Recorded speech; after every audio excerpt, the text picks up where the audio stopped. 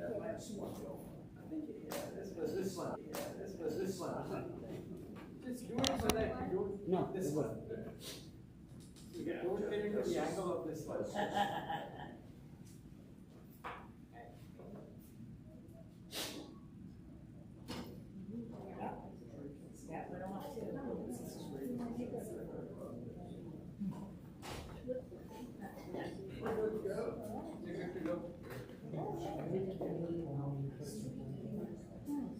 All right, we start right on time. I thank all the men for coming today. And yes, this is very close and directly applicable to you also. And we're going to talk about hormone replacement therapy for men in the next couple of months.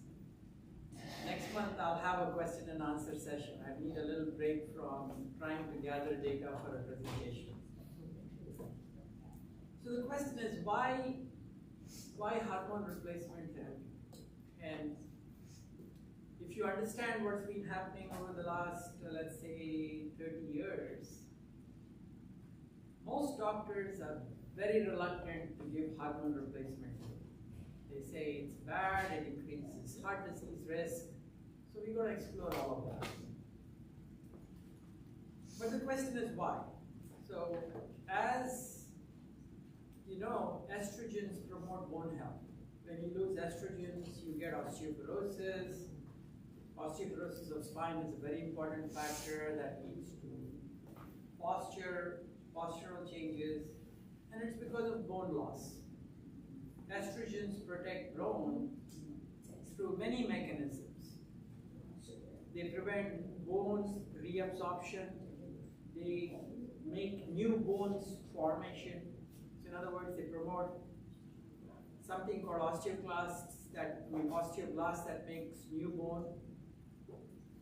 And then there are sensors in the bones that they increase so that when you load the bone with exercise, it promotes bone formation. So estrogens do all of that. So they are crucially important in maintaining your bone mass. Another important thing is that my mother-in-law, who's in her 80s, has such severe sarcopenia that she needs to be helped into a car, that she needs to use a rollator or a walker.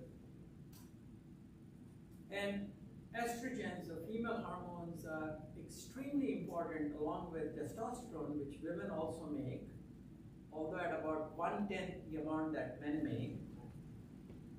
And after menopause, as you lose estrogens, you gradually lose muscle mass. And the more muscle mass you lose, the worse your quality of life is going to be. Now, it's not surprising that estrogens maintain the health of the fat cells. So when you have estrogens, fat is deposited mostly into the hip region, and the abdomen or the visceral fat is not there.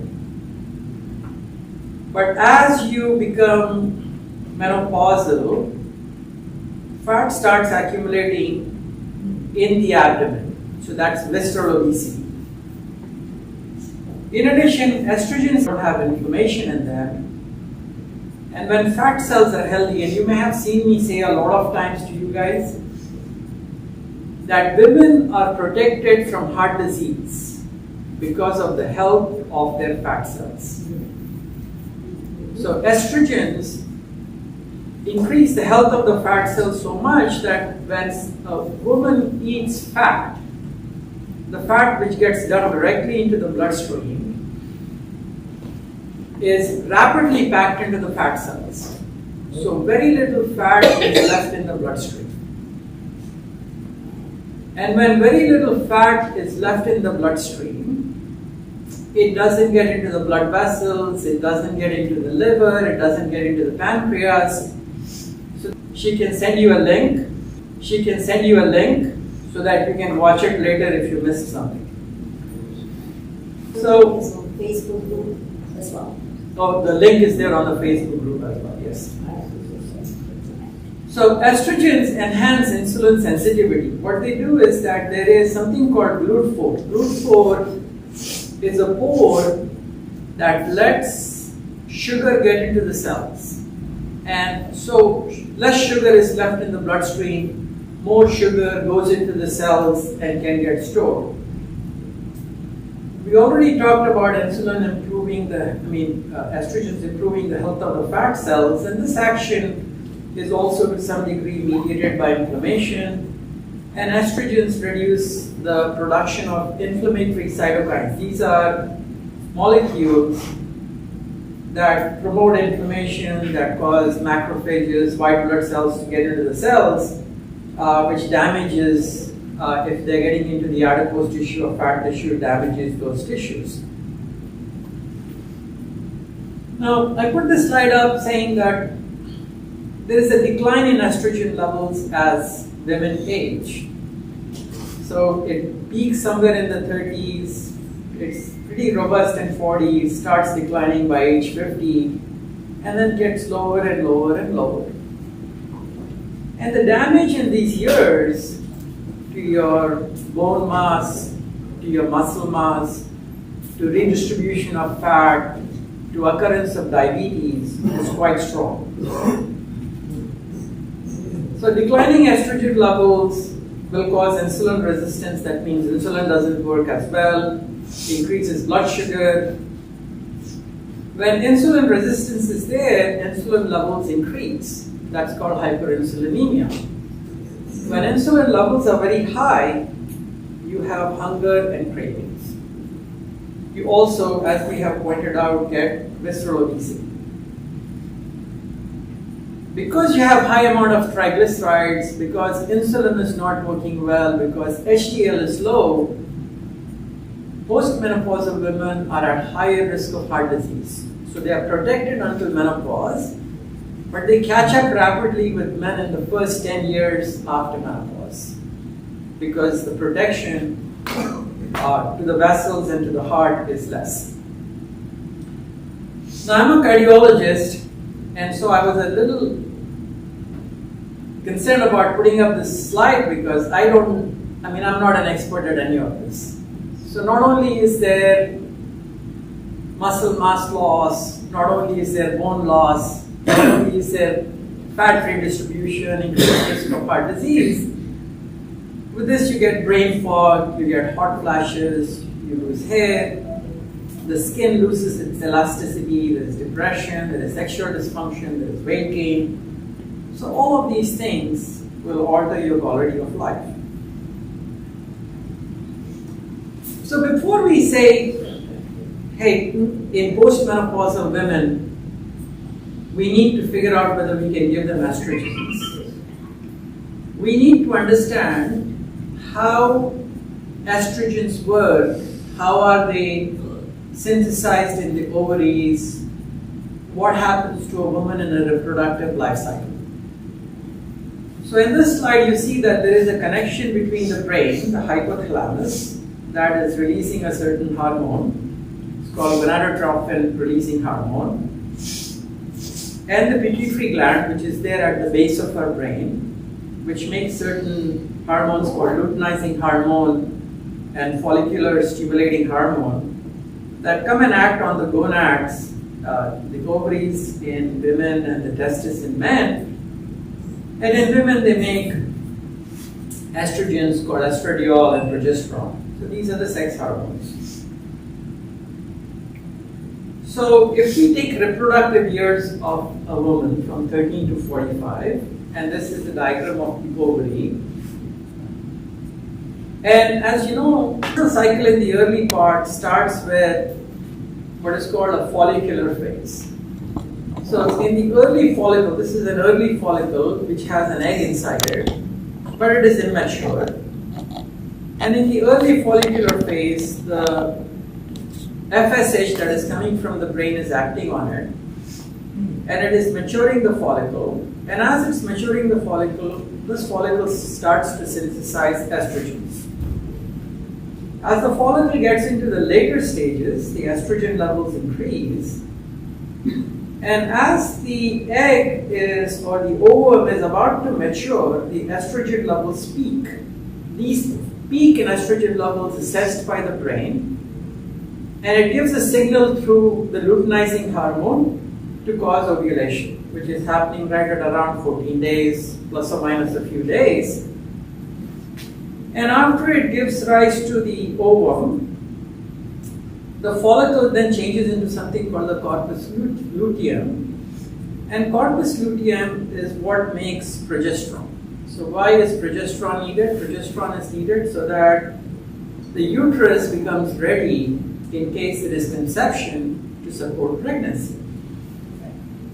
But if no pregnancy occurs, then this corpus luteum involutes and becomes corpus albicans. In other words, it becomes a scar. So in all these phases, you want to see what estrogen is doing, what progesterone is doing. So let's look at that in the new slide. So these are brain hormones, but we're going to focus on estrogen and progesterone based on the cycle that the woman is in. In the early follicular phase, early part of menstruation, estrogen level is low to moderate. Pre-ovulation, it peaks. The progesterone in both these phases is very low. In the luteal phase, estrogen is declining, it's coming down. The progesterone level is high. And at the time of menstruation, both the estrogens and progesterone are low. They are quite low. So this is an important aspect. And we have talked about it before, and that is called agonist-mediated receptor downregulation. That's a lot of very complex words, so I want to break that down. What does that mean? Let's take an insulin and an insulin receptor. When insulin comes and binds to the insulin receptor, the receptor downregulates. The more the amount of insulin in hyperinsulinemia, the more the downregulation of receptors. The receptors go away. And this point I'm making because it will become important when we look at hormone replacement therapy. Is it cyclical or is it continuous?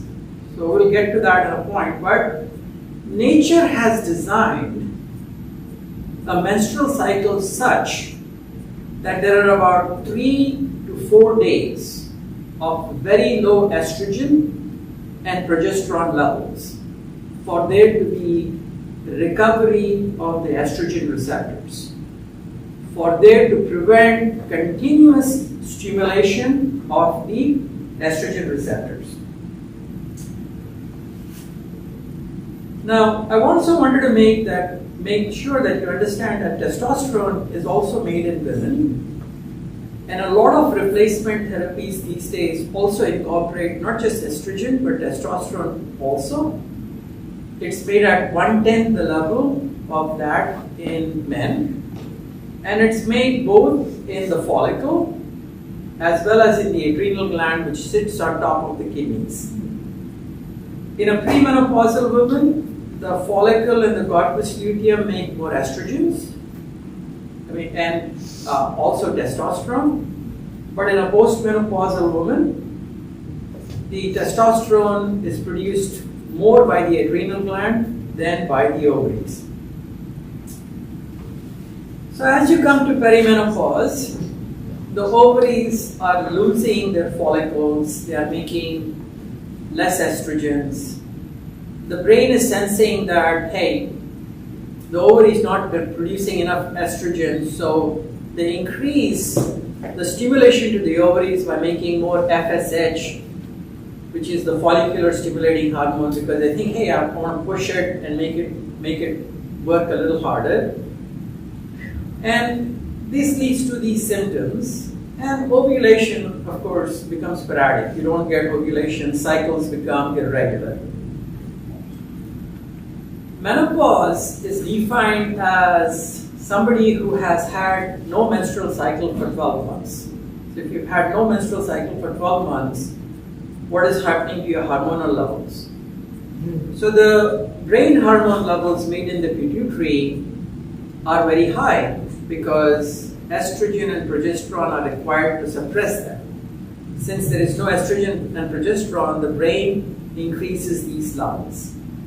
The estrogen levels fall, the progesterone levels become undetectable, and the testosterone levels also fall. They become low normal early, but they fall more later on. This is a normal ovary with a normal fallopian tubule. The ovary becomes atrophic, it becomes smaller because it doesn't have enough follicles. Now, since we are cardiologists, I want to talk about and reiterate what are the benefits of estrogens on cardiovascular health. We talked about that since it improves the health of the fat cells, it improves the quality of your cholesterol. It increases your HDL, it reduces your triglycerides. It also acts on the blood vessels themselves. The lining of the blood vessels have machinery to make nitric oxide. So estrogens go and make nitric oxide. So that's the reason why women have blood vessels that are more capable of vasodilatation. They increase in size. And that's one of the reasons blood pressure is better controlled in premenopausal women than in postmenopausal women. It reduces inflammation. It reduces blood clot formation. It keeps the blood vessels healthy because it prevents the growth of smooth muscle cells that increase the thickness of the blood vessel. It also improves the mitochondria, which is the engines of all our cells. So when you lose estrogens, your cholesterol quality goes bad, the lining of the blood vessel doesn't function well, the blood vessels become stiffer, so this is called hardening of the blood vessels, your inflammation increases, and the potential for vascular disease increases. So when you know that when absence of estrogen causes all of these problems, why didn't we replace it? Why is it that we said, hey, let's, in the last 30 years, I mean, I hesitate to ask how many women are on HRT because I don't want you to volunteer that information. But almost no cardiologist, no physician feels comfortable giving hormone replacement therapy. And the reason for that is this clinical trial. This is called Women's Health Initiative, WHI trial. And I think almost $1 billion was spent on this. In addition to that, there's another trial that I have not included, which is called HERS, replacement of estrogens in postmenopausal women. So in both these trials, so in this trial there was about 16,608 patients, or healthy men, women, postmenopausal women, who had an intact uterus. That is their median age. And since this trial was started very early in the 70s and 80s, they didn't have bioidentical estrogen. What estrogen they had is what is called conjugated equine estrogen, which is from a pregnant mare's urine. And they didn't have bioidentical progesterone. They had metroxyprogesterone acetate. So this is synthetic progesterone. There was an 8.5-year planned follow-up, but it was stopped at 5.6 years because a lot of bad things were happening.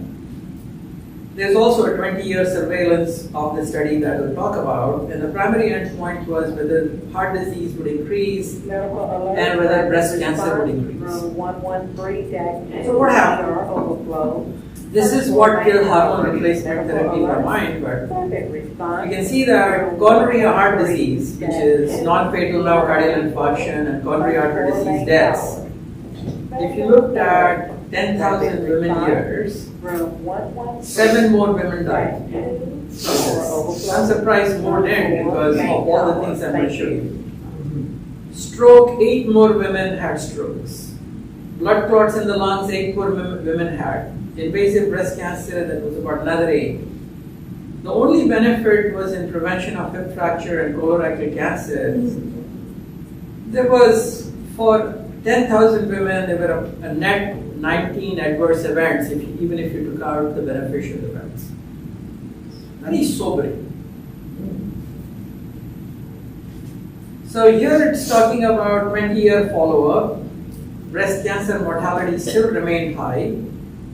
All-cause mortality was overall neutral. It didn't really change, did not benefit. Fracture reduction was there, but if therapy was stopped, fracture benefit stopped. And excess cardiovascular benefit remained as long as women were on the replacement therapy. So the question is, why did this harm come about? These are all the harms. There was more harm than benefit. There was more breast cancer, more strokes, more blood clots, and modest increase in heart disease, despite a slight reduction in fracture. So why did this come about is an important question. So the reason it came about, we feel, is because they used synthetic estrogens. These were not bioidentical estrogens. They used synthetic progesterone, which is called medroxyprogesterone acetate. And another important factor is that when a woman makes estrogen, it's made in the ovaries. And when it's made in the ovaries, it gets dumped directly into the systemic circulation. It gets dumped into the blood vessels. It gets dumped into the blood. It doesn't go into the liver. Whereas when you ingest a drug by mouth, invariably it goes through the portal circulation into the liver. So I'll get to that slide. So here is somebody ingesting a drug. This drug then gets into the liver first because of portal circulation. And then liver alters it, and liver itself gets altered, and then it releases into the systemic circulation. So this conjugated equine estrogen, which was called Premarin, goes through liver metabolism first, which is called first-pass metabolism. It increases the coagulation factors. The liver jacks up the production of factors that make the blood more at risk of clotting. The liver increases triglycerides and reduces HDL after exposure to estrogens. And the liver increases the production of inflammatory markers. So if you look at synthetic estrogens versus bioidentical estrogen, which is called estradiol, this is a mix of 10 different equine estrogens. It's got very strong first-pass metabolism in the liver. These are mostly oral tablets. Very few other formulations are present. On the other hand, this one is a single molecule which is identical to what our ovaries make. Even if you take it by mouth, it doesn't have as strong a first-pass metabolism. It passes the liver. And the stroke risk is much higher with this. Stroke risk is neutral. Inflammation is much higher. Poor cholesterol quality is much higher with this. And much higher risk of breast cancers. So I'm surprised that the early postmenopausal woman is so healthy that despite us giving them a drug that increased coagulation factors so much, that the number of events were not that high. I would have expected that more women should have had bad outcome, because when you look at it, this is a coagulation factor that initiates coagulation. It increased by 20 to 40%. This is factor 10, which works activating coagulation inside the body, increased by 10 to 25%. Prothrombin increased by about 5 to 15%. Fibrinogen increased by 10 to 25%. And the proteins that dampen or reduce the risk of blood clot, which is called clot busters, like proteinase and antithrombin 3, decreased by 20 to 50 and 5 to 10%. So it's surprising that more women didn't have blood clots, more women didn't have strokes, more women didn't have heart disease. Now, the next question you ask is that why not give estrogens alone? Why should you not give estrogens alone? Why do you need to combine that with progesterone? So if you give estrogens alone, it's a very strong mitogen, which means that it's a very strong cancer-inducing hormone, at least in the uterus. The uterine lining keeps increasing. And if unopposed, it increases by 3 to 10-fold. And this can increase the risk of cancerous transformation about 20 to 30% of the time. So in order to reduce the effect of the estrogens on the uterus, you give progesterone, because progesterone immediately converts the lining of the uterus to what is called secretory.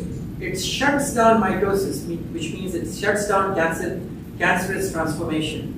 It promotes apoptosis. If cell is not very good, it helps it go through natural cell death. So it's shrinking and stabilizing the endometrium. It is reducing cancer risk, and that's why progesterone is given.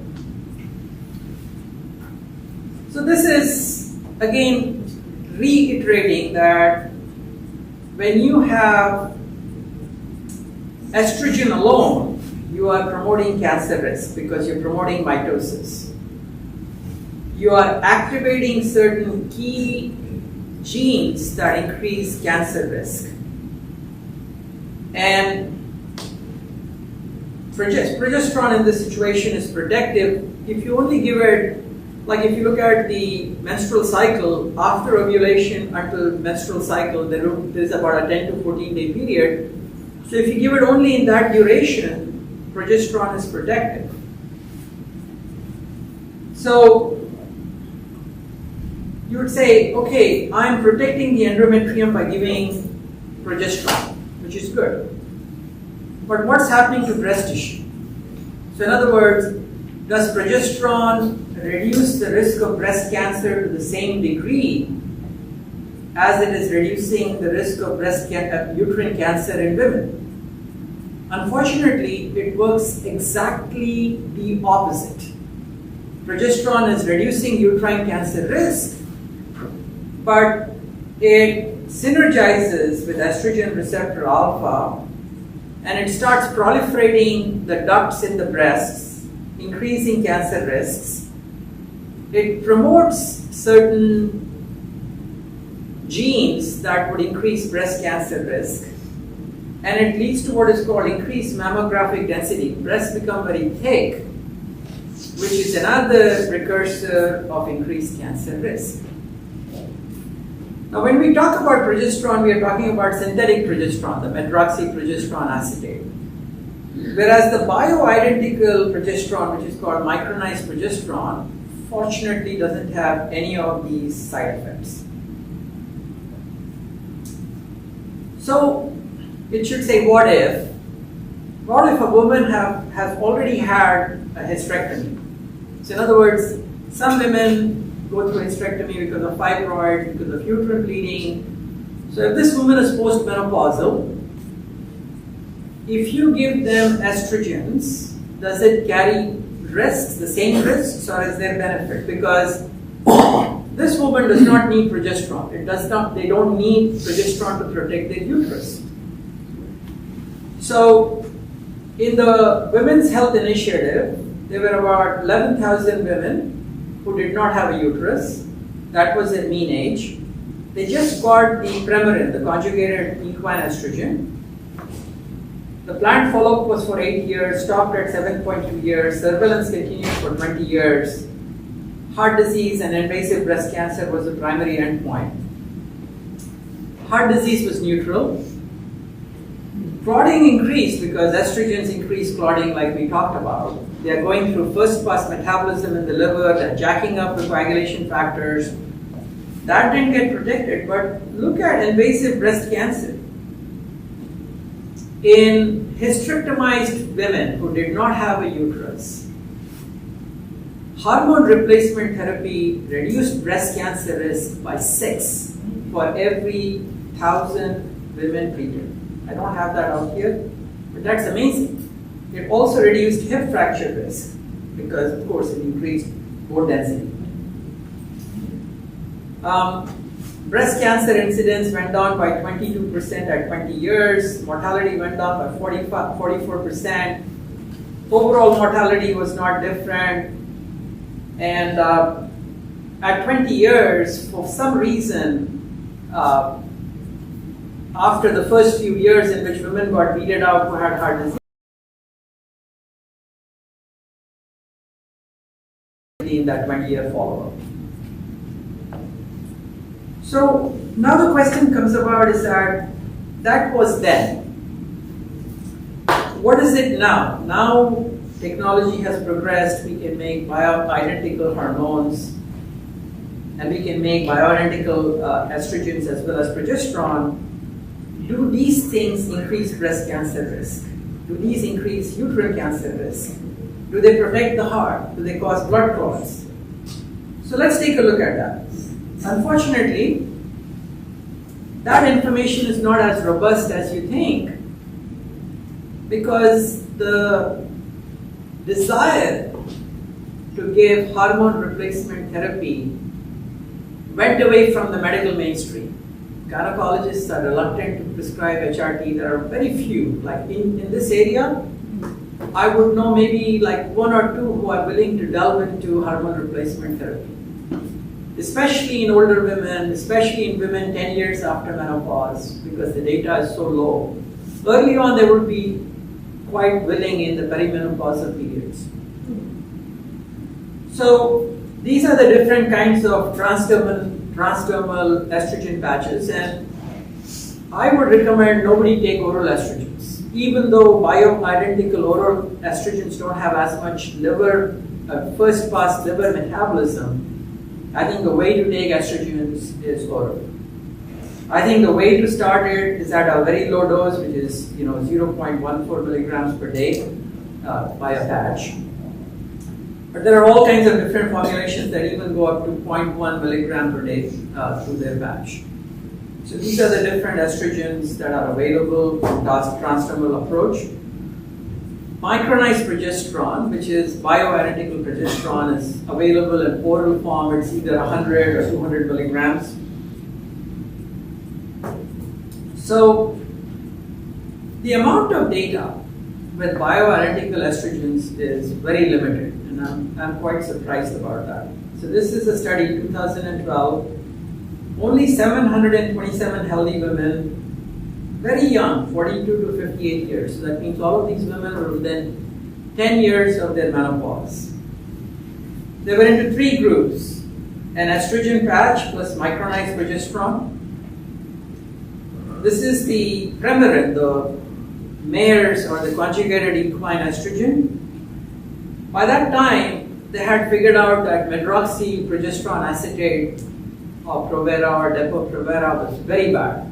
So they were unwilling to do a study with medroxyprogesterone acetate, thank God, and they used micronized progesterone, which is called P4, and then there was a placebo group.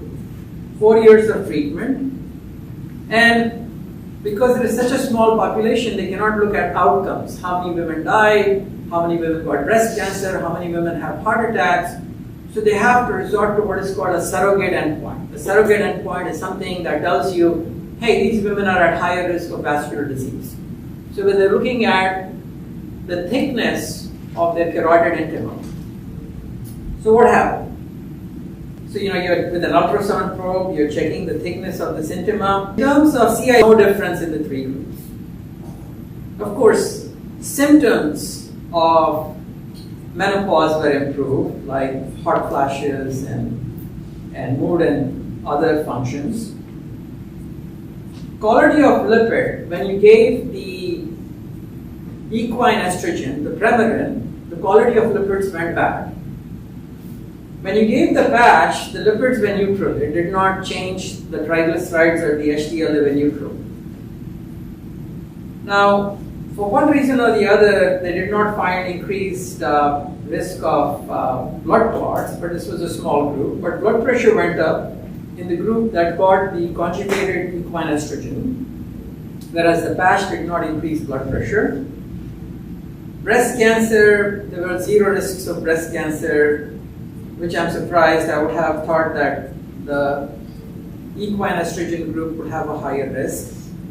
And there was one non-fatal stroke. stroke in the equine estrogen group, none in the. So basically, you don't know the same. Many women on estrogen groups. In this registry, there is about 54,000 women, and they're looking at breast cancer risks by the kind of progesterone that is being used.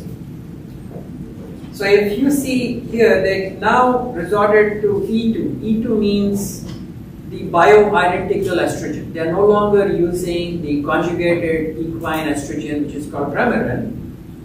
So this is E2 plus the medroxyprogesterone acetate, which is the bad kind of progesterone, not the bioidentical. The risk of breast cancer was high. Relative risk was 1.69, and it didn't cross the midline. In other words, it was not below 1. On the other hand, if you used E2 with the bioidentical progesterone, there was no excess risk. This is another 80,000 patients. Breast cancer risks increased with synthetic progesterone, which is NPA. Micronized progesterone, it was neutral. And they updated it in another acetate, which is the non-identical form of progesterone. The risk was 7.7 per thousand higher for 10 years, whereas for the bioidentical hormones, it was only 0.6. In other words, the bioidenticals were much safer.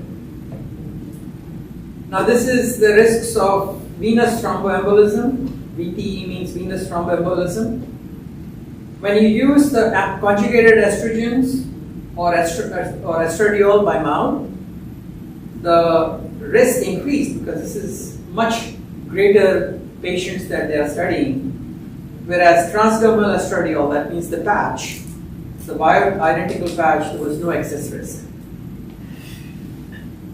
So how would I summarize this? If we look at conjugated estrogens, which is the mare's urine estrogen, and the medroxyprogesterone acetate, which is synthetic progesterone, and compare them with bioidentical estradiol, which is transdermal and micronized progesterone, breast cancer risk increases here, it's neutral. Stroke risk increases here, it's neutral. Cardiac, there is harm in this group, it's neutral in this group because we don't have data whether it benefits. Blood pressure goes up, triglycerides goes up, inflammation goes up in this group, it's neutral on blood pressure and lipids. Muscle mass and quality of life will improve in both. So overall balance, nobody is going to use this, it's negative. I think oral should not be used, transdermal should be used, and I think it has a favorable safety profile. So now here I want to get into and talk to you about what level was estrogen increased by these patches, and compare that to a premenopausal normal woman, right? You're putting a patch on. I want to see how much the estrogen went up in these women. Now, if they used a patch of 0.05 milligrams per day, and this was continuous, a human menstrual cycle is cyclical. There is about a 3 to 4 day period in which there is very low levels of estrogen and progesterone. This is not what these people who designed these trials did. They gave estrogens continuously. They did not give a 4 day period without estrogens, and I have no idea why. So if you look at it, it went to 47, that was the median estradiol levels. It is similar to the mid-follicular range, that means in the middle of the cycle. And with oral, it's different because oral goes through liver metabolism. So the amount of bioidentical estrogen that is released into the bloodstream is lower when compared to the patch. And some of this estrogen is converted to something called esterone. So the estrone levels were much higher.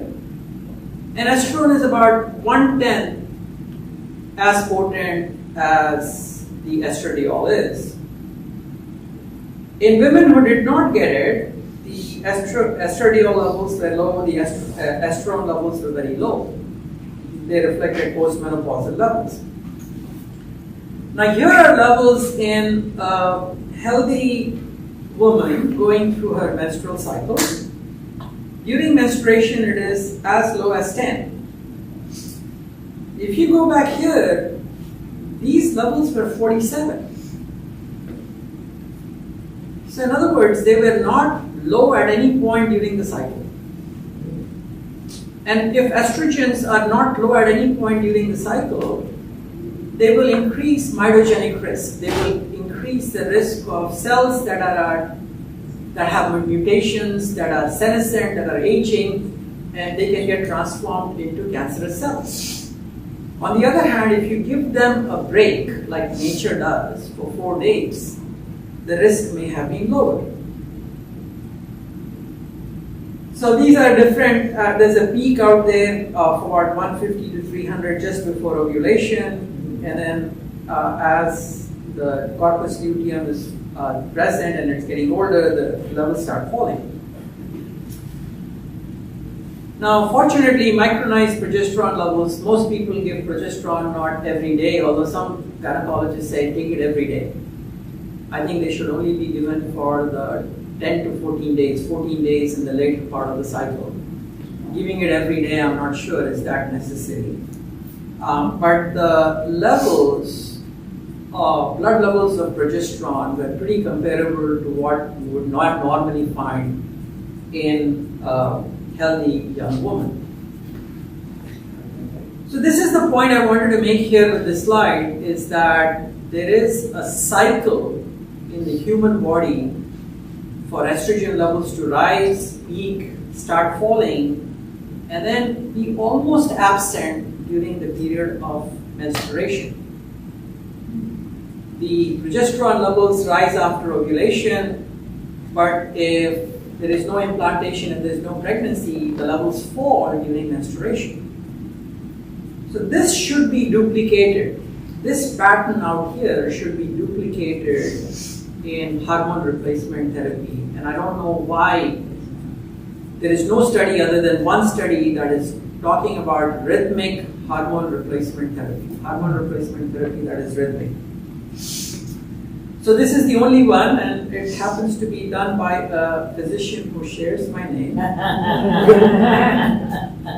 Only 29 women, the 28-day cycle mimicking the menstrual cycle, follicular, ovulatory, luteal, and then 3-day free interval without hormones for menstrual cycle.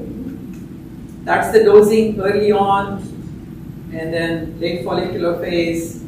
This is when ovulation is supposed to occur, and this is during the luteal phase. And then a 3-day period in which no estrogen is given. Progesterone was given only for a 10-day period after ovulation. So what happened? The peak levels were high. The nadir of levels at 28 days were very close to what they were 10. I mean, 10 is the lowest. These women had 15. Very close to what a normal menstrual cycle looks like. Now, 93% of patients had complete relief of all their symptoms, quality of life improved.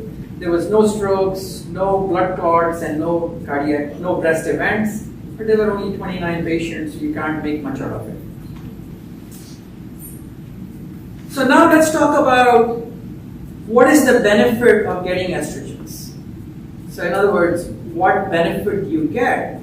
I mean, I'm not going to talk about improvement in mood, improvement in sexual function, improvement in libido, but I'm going to talk about things that are important for quality of life, like bone mass, like muscle mass.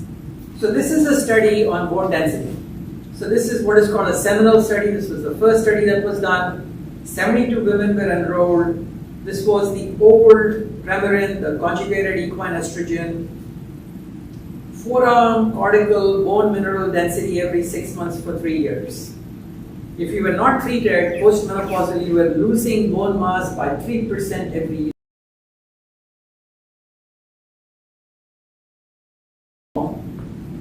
You had a 0 to 1% increase So in other words, you didn't lose bone, you kept the bone, you actually increased. You also had significant relief from the symptoms associated with menopause. And this study was cited so that there could be approval of estrogens for treatment of osteoporosis. Now this is a meta-analysis. Meta-analysis means that you put all the studies together and see what is the effect of hormone replacement therapy on fracture prevention. 192,000 patients, postmenopausal women.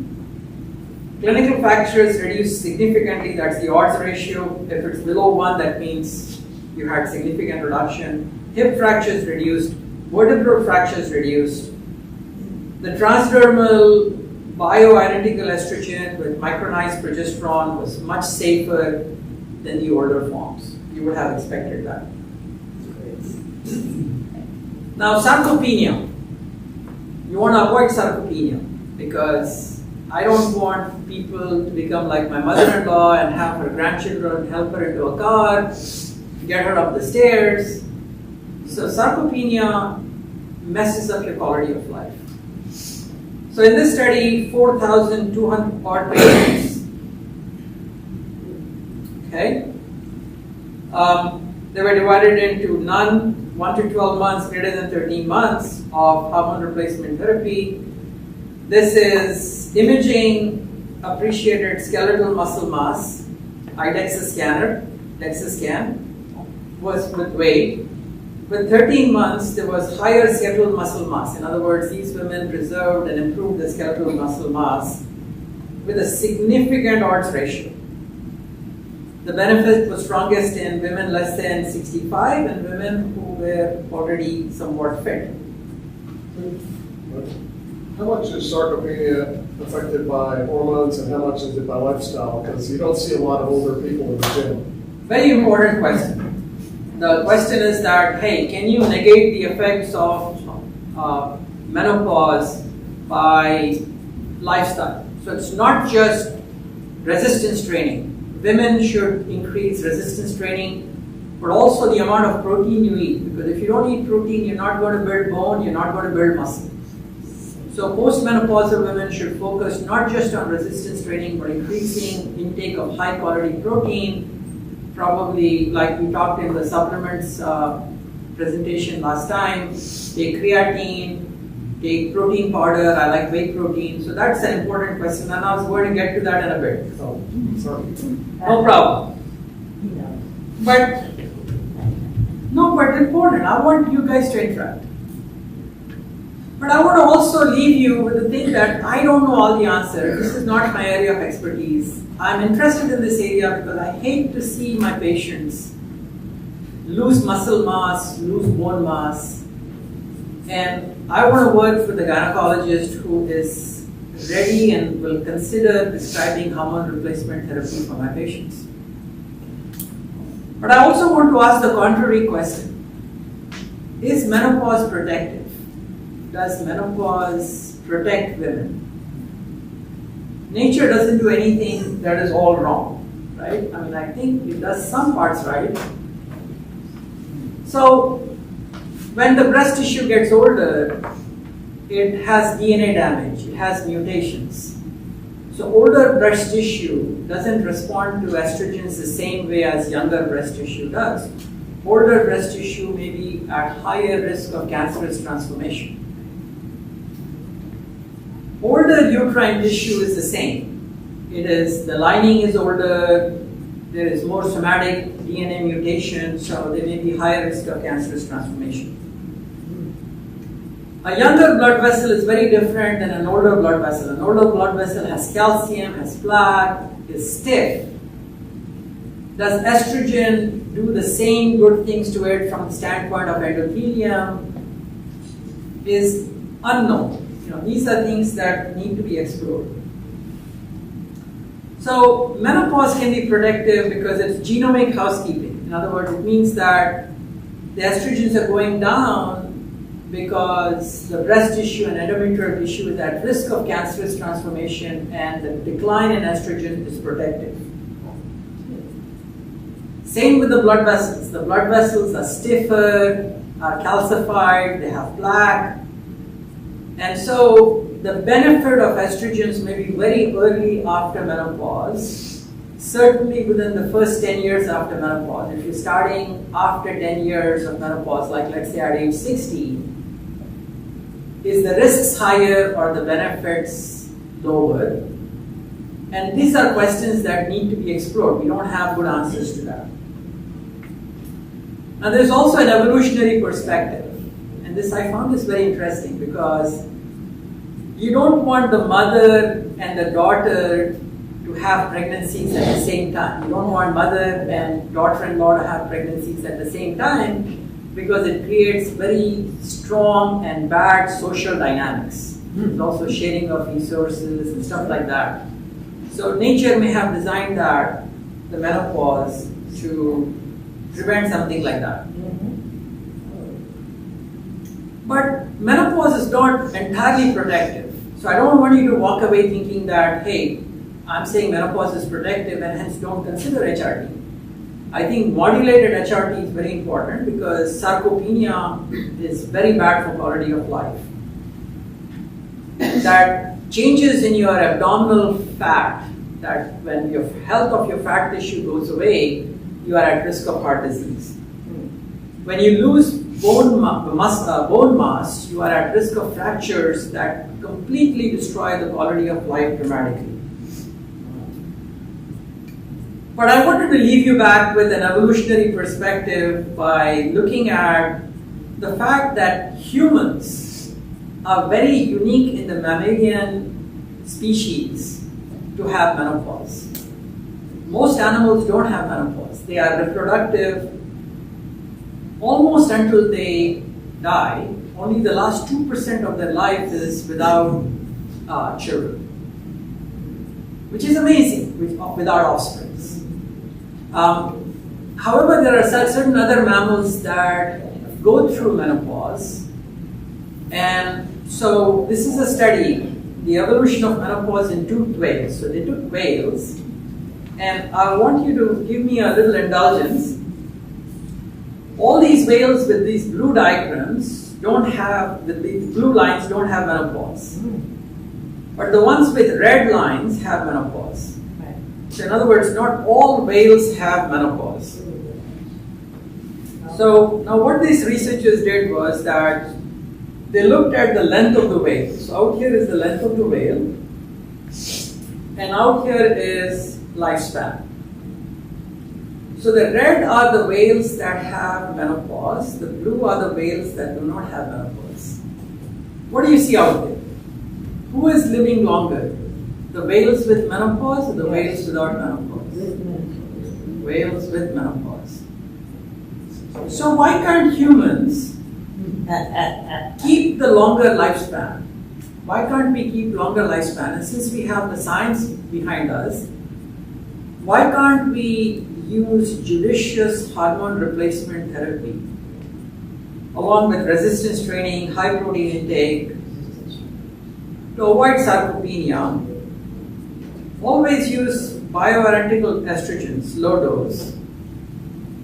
Perhaps this is a very easy decision in women who have lost a uterus because your risk of endometrial cancer is very low or non-existent. Micronized progesterone is the only one to use, perhaps only for about 10 days, 10 to 12 days of the cycle with intact uterus. I hope that some researcher says that, hey, I want to consider using rhythmic hormone replacement therapy to mimic a cycle. You don't have to go to the peak levels like in normal, but at least you got to give an interval 3 to 4 days free of estrogens. And the newer regimens, at least based on many studies, some of them like the E3N trial that has somewhere between 70 and 100,000 patients, is consistently showing no increased cardiac, vascular, stroke, cancer, or clotting risk. So I think that in this area, there are a few physicians that do give hormone replacement therapy from OB/GYN standpoint. And so I want you guys to always initiate that conversation with them. And as a cardiologist, we will be evaluating you on an individual basis and be supportive of your decision. All right, thank you.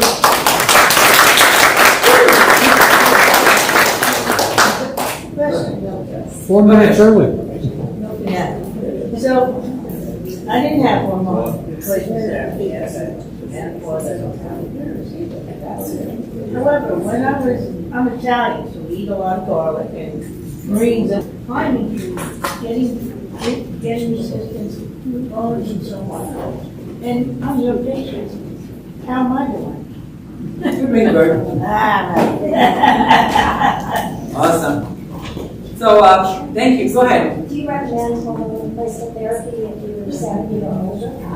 So that's a very important question. If you're 70 or older, you have sarcopenia, you have bone loss, and your risks of cardiac disease is low. In other words, you have normal stress test, low calcium.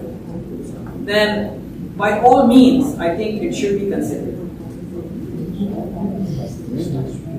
It seems to me that the resistance training that I can do, a very low, no impact resistance training, is very beneficial for keeping the bones strong. Absolutely. Not just impact resistance training, but also accompany that with creatine and good protein. Maybe even protein powder. Right. Mark, go ahead.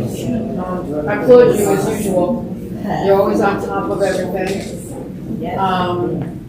I've been on bioidentical hormones for 27 years, and I don't have bone loss, and you told me I don't have heart disease.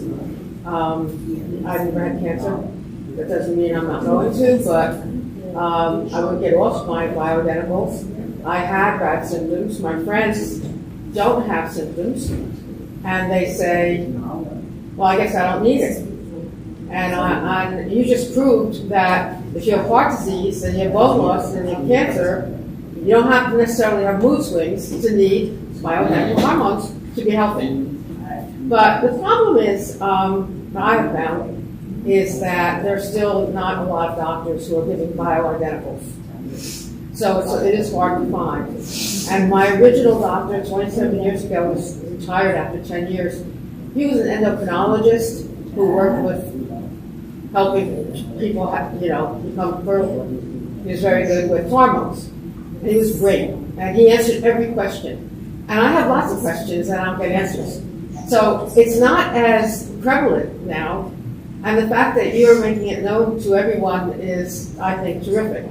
And not everybody may need it. If you take your levels, you may not need it. I mean, your body may make it on their own. I had every single symptom when I went into menopause at 55. I wanted to die.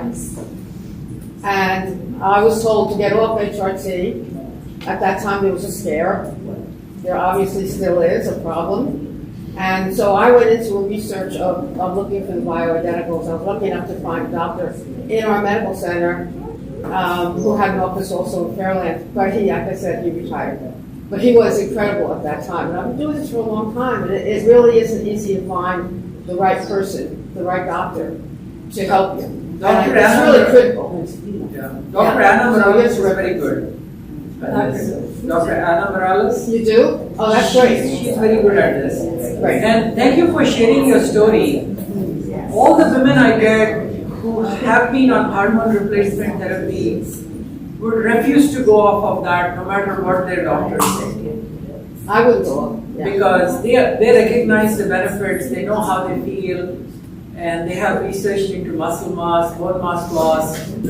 And I have had many patients very different in the years, not just 65, 70 and older, who continue to take HRT. And so it's easier if you start earlier in life, earlier after menopause, because the first 2 to 3 years seem to be the greatest risk. If you go through that risk period in the first 2 to 3 years, then the risk dwindles and declines quite dramatically. So, may not be applicable to all of us, but we all have daughter-in-laws and daughters and stuff like that. And we should counsel them to seek this guidance, just like you said, early on, and not wait until sarcopenia, osteopenia. I was better in 4 days. I was a new person after 4 or 5 days after going on the bioidenticals. I was so deathly ill. So I knew I had a problem, but a lot of people don't realize that it might be not that the hot flashes, but it might be other areas of their life. Go ahead. Anybody else wants to share a similar story? Did you spell Dr. Adams' last name? Say that again. Did you spell Dr. Adams' last name? Oh, Anna Morales. Morales. Anna Morales. And you guys may know of some other GYN physicians who are friendly, and so just pop out their names so that everybody can hear. All right, I'll stay here if somebody has questions for me, but thank you for coming. So the next month will be question and answers. And after that, men are not going to escape, because the following month I'll talk about declining testosterone levels and testosterone replacement therapy for men. No, the next month will be question and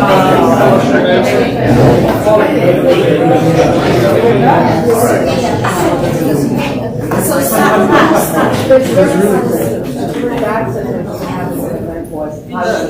much better. There was no sleeping. I couldn't get Much better. So I understand my Yes, I know you.